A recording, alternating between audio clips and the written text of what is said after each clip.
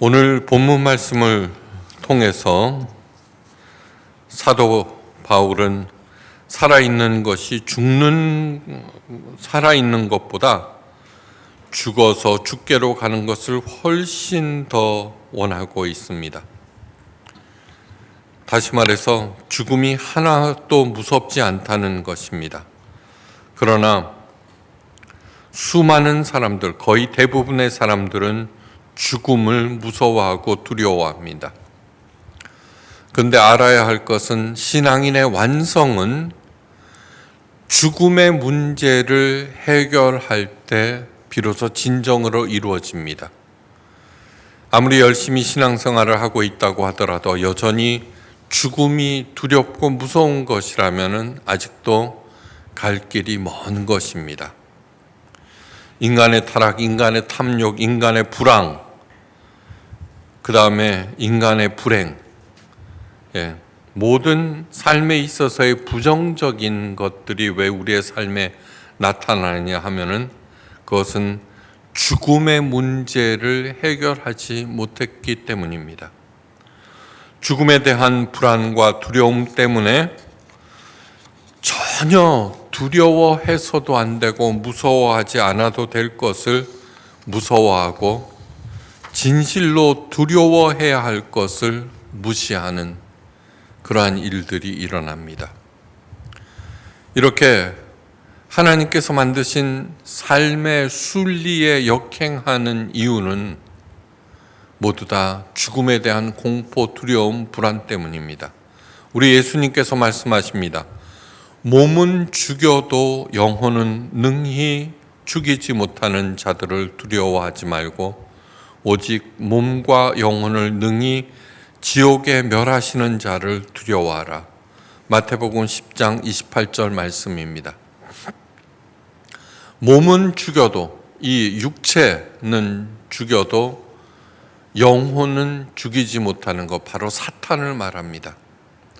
그런데 사탄은 영혼은 절대 죽이지 못하면서도 육체의 죽음으로 사람들을 위협하고 공갈치고 협박하고 때로는 유혹하고 미혹을 합니다. 거기에 넘어가 버립니다. 그러나 우리 하나님 아버지는 몸과 영혼을 능히 지옥에 멸하실 수도 있고 영원히 살게 할 수도 있습니다. 죽음에 대한 올바른 이해가 이 땅에서의 삶을 올바로 제대로 살게 합니다. 죽음에 대한 올바른 이해.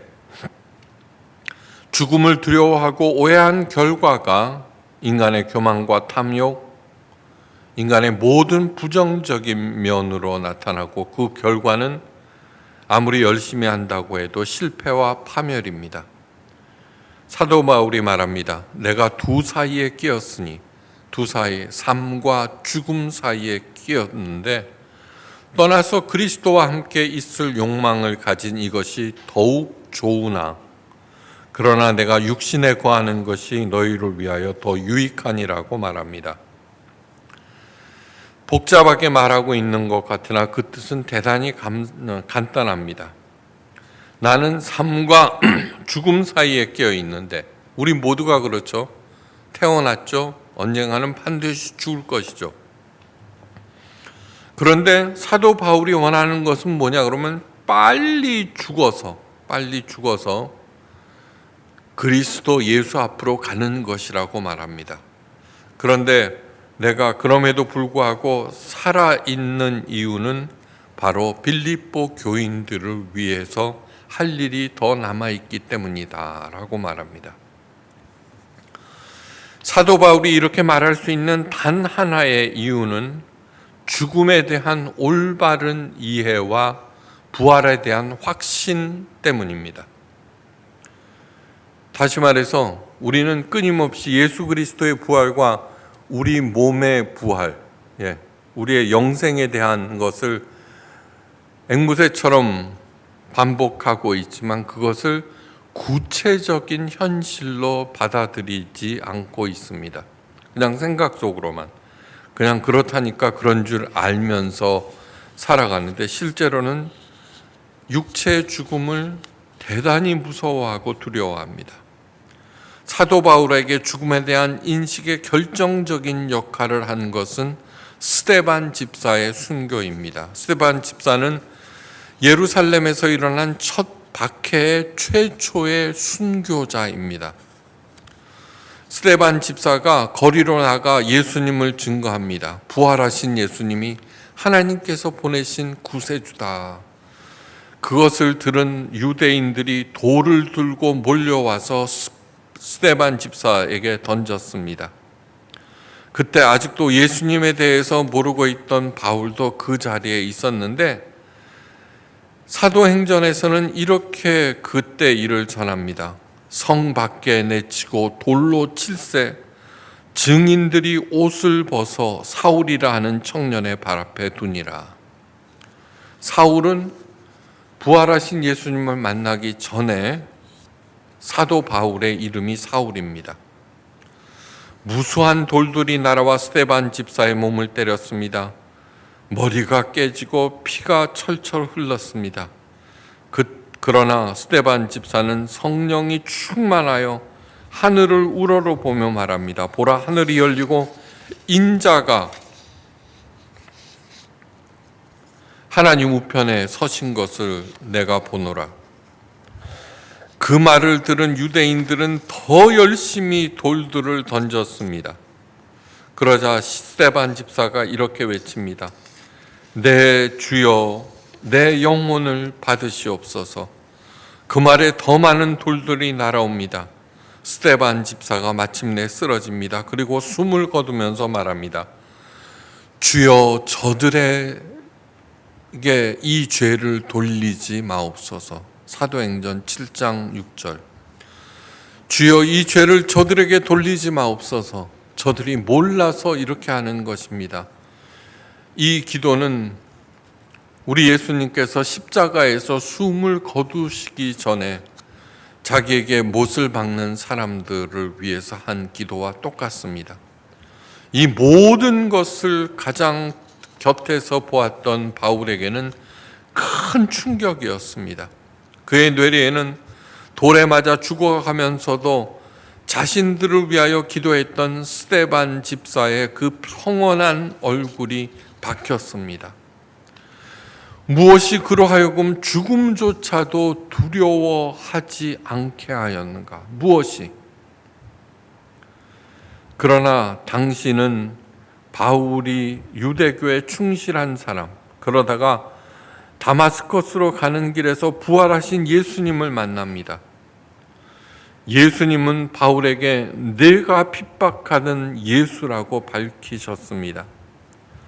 부활하신 예수님을 만난 후 핍박하는 자신마저도 받아주시고 용서하시는 부활하신 예수님의 큰 사랑 가운데서 마침내 죽음으로부터 자유로워지기 시작합니다.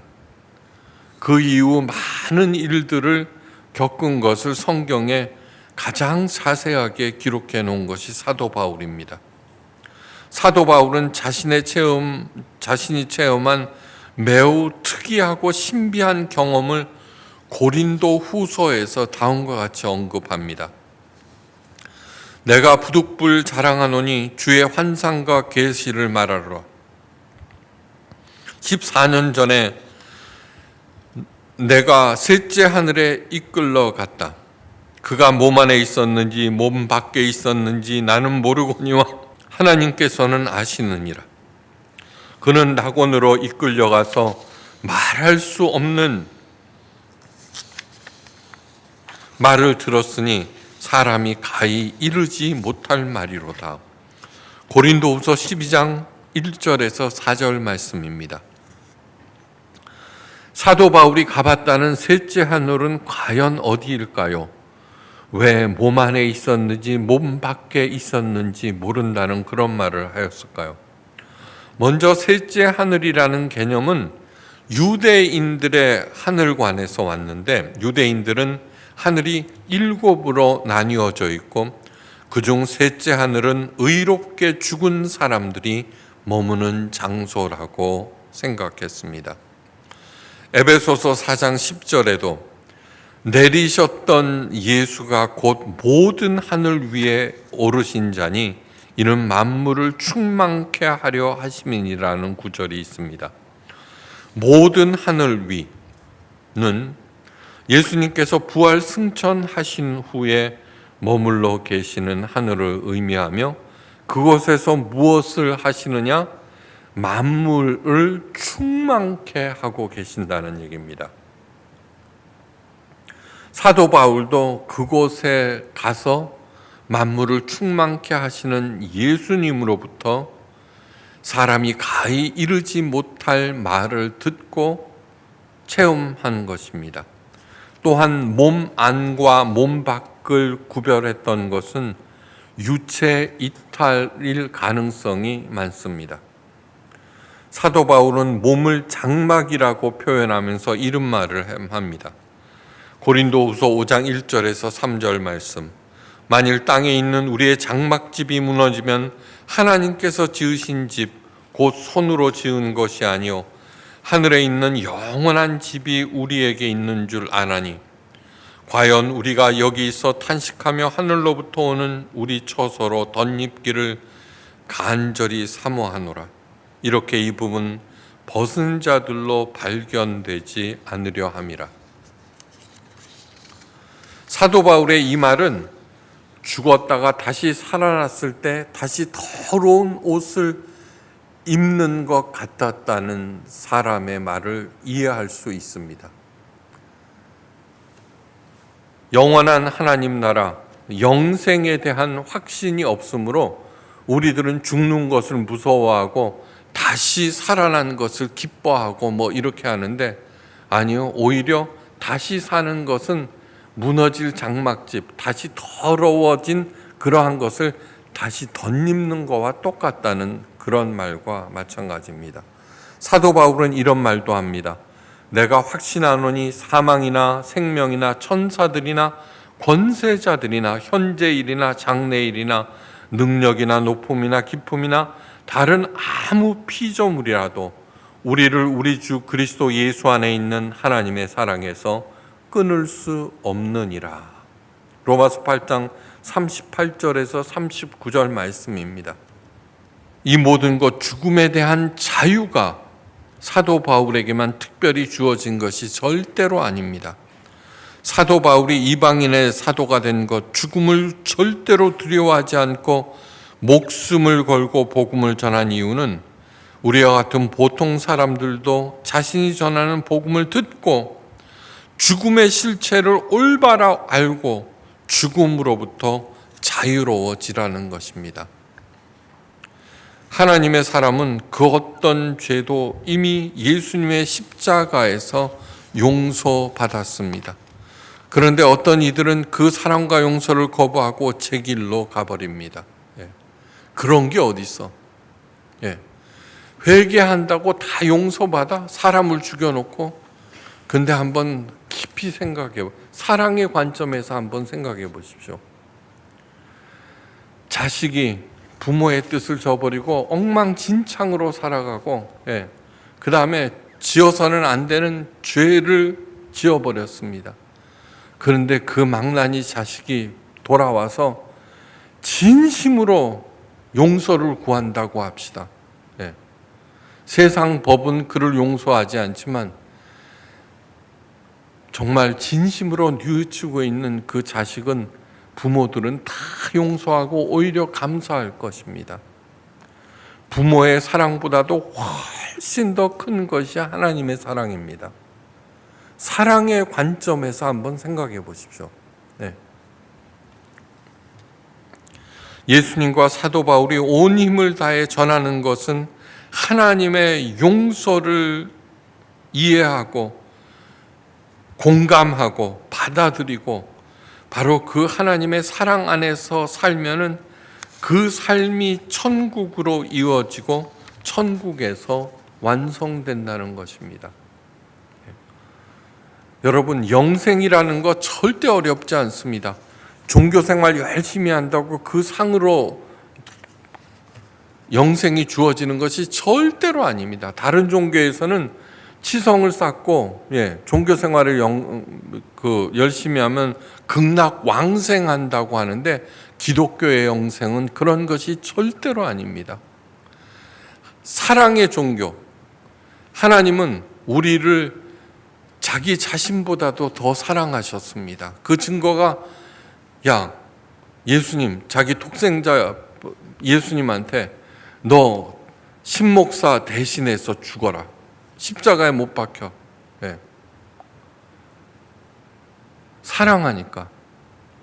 사랑하는 사람이 죄 가운데 방황하고 멀어지는 것을 절대로 볼 수가 없죠. 여러분, 진짜 사랑의 궁극적인 목표, 딱 하나의 목표는 함께 있는 것입니다. 함께 있는 것. 내가 저 사람의 인물을 보고 능력을 보고 재산을 보고 결혼하면은 사랑이 아닙니다. 그런데 나는 저 사람하고 죽어도 같이 있고 싶은 것이 바로 그 사랑입니다. 하나님이 바로 그렇게 우리를 사랑하셨으므로 영원하신 하나님이 당연히 우리를 살려야 되겠죠. 사랑하니까.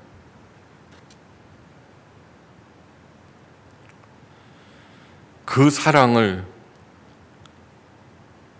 마음속으로 공감하시기를 간절히 바랍니다. 현재의 고난은 장차 죽은 후에 누리게 될 영원한 영광과 좋게 비교할 수 없음을 사도 바울은 알고 있었습니다. 그래서 여러분들도 그런 것을 알고 오늘의 시험과 유혹과 고난을 견디고 이겨내라는 것입니다. 사도 바울은 오늘 본문을 통해서 그리스도의 복음에 합당한 생활을 하라고 권면하고 있습니다. 그리스도의 복음에 합당한 삶을 살라. 자, 죽음을 체험한 사람들에게 가장 두드러지게 나타난 것은 죽었다가 살아난 후의 변화입니다. 그 근본 자체가 변했습니다. 과연 이들은 어떻게 변화되었을까? 자신감이 늘었습니다. 그전에는 빌빌거리고 언제나 눈치나 보고 자기 자신에 대해서 변명하면서 살았는데 아니요. 어떻게 가난하고 또 자신감이 넘쳤고 무엇보다도 영성이 튼튼해졌습니다. 물질이나 지위에 대한 관심이 현저히 줄어들었고 삶의 신성함에 대한 산다는 것이 얼마나 가치 있는 일인가 그것에 대한 믿음이 굳건해졌고 하나님 존재에 대한 신념과 삶의 의미와 목적이 분명해졌고 다른 사람들의 필요에 민감해져서 그들을 돕고자 했으며 인생을 더 충만하고 즐겁게 살려고 노력했습니다. 이미 갖고 있는 종교가 만약에 틀린 점이 있다면 기독교에도 제가 듣는 말 중에 당신은 목사면서 왜 한국 기독교에 대해서 그렇게 폄하하고 비판하십니까? 본질을 벗어났기 때문입니다. 그래서 자기가 그동안 교리적으로 경험했던 그 종교에 대해서 틀린 점이 명확하게 보였고 어떤 경우에는 그 종교도 과감하게 버렸고 그러나 중심은 그 빛, 자기가 봤던 그 하나님을 향해서 끝없이 달려갔습니다. 자신의 직업에 대해서 재평가였습니다. 그전에는 무슨 짓을 해서라도 이겨야 한다는 사고방식과 경쟁이 최고의 가치였는데 점점 더 공감과 연민적으로 그 가치가 옮겨갔습니다. 그래서 자신의 직업에 회의를 느끼고 아무리 많은 부와 명예가 주어진다고 하더라도 직업을 바꾸거나 버렸습니다. 이들의 가장 두드러진 특징은 집착이 없어졌다는 것입니다. 땅의 것에 대한 집착이 없어지고 하늘에 대한 소망으로 가득 차 있었습니다. 너그러워졌고 깊어졌고 나누기를 즐겼고 무엇보다도 다시 죽게 되었을 때 너무너무 기뻐했다는 것입니다. 드디어 자기가 떠나온 고향으로 돌아간다는 것을 알고 있었기 때문입니다. 그래서 이 육신을 벗고 하나님 앞으로 가는 것을 본향이라고 성경은 말하고 있습니다. 우리 본래의 고향. 사도 바울이 말합니다. 오직 너희는 그리스도 복음에 합당하게 생활하라. 복음에 합당한 삶이 바로 죽음을 체험했던 사람들이 살았던 삶과 똑같습니다. 복음에 합당한 삶을 구체적으로 두 가지로 말할 수 있습니다. 첫째는 일심으로 서서 한 뜻으로 복음의 신앙을 위하여 힘을 합치는 것입니다. 세상에서는 욕심을 버리고 정직과 성실로 열심히 돈을 버시기 바랍니다. 그리고 세상에서 그 어떤 곳에서 자신을 높이려는 모든 헛된 몸부림을 버립니다. 그리고 이웃에게 베풀면서 사는 삶을 살아갑니다. 둘째, 아무 일에서든지 대적하는 자들을 인하여 두려워하지 않는 것입니다. 사탄은 우리에게 털끝 하나 손상을 입히지 못합니다. 직접 우리들에게 손상을 입히지 못합니다. 다만 말로 미혹하여서 스스로 올무에 빠지게 하고 남을 해하게 합니다. 사탄의 괴계 벌벌 떨지 마시기를 바랍니다. Only just say no. 오직 할 것은 no라고 말하는 것이다. 이것은 미국 꼬마들이 학교에 입학하면 가장 먼저 배우는 말입니다. Only just say no. 나는 너랑 놀지 않을 거야. 낯선 사람이나 나쁜 일을 하는 친구가 자기를 꿰일 때, 유혹할 때 모르는 사람은 Only just say no. No! 나는 당신하고 놀지 않을 거야. 사탄에게도 그렇게 외치시기 바랍니다. Only just say no. 그 순간 사탄은 꼬리를 내리고 사라져 버립니다. 우리들은 죽음 너머의 세계도 사랑으로 관장하고 계시는 하나님 아버지의 가장 사랑받는 자녀들입니다. 우리가 담대히 원하는 바는 차라리 몸을 떠나 주와 함께 하는 것이다. 그런즉 우리는 거하든지 떠나든지 주를 기쁘시게 하는 자가 되기를 힘쓰노라. 고린도후서 5장 9절 말씀입니다. 하나님 아버지의 자녀들이 해야 할 일은 뭐예요? 살아있으나 죽어있으나 하나님을 기쁘시게 하는 일입니다. 여러분, 형제 자매들이 막 서로 미워하고 싸울 때 부모의 마음은 찢어집니다. 우리들의 이웃은 또한 하나님의 자녀들입니다. 우리들이 남을 미워하고 싫어하고 시기하고 음해하고 해야 할 때 하나님의 마음은 찢어집니다.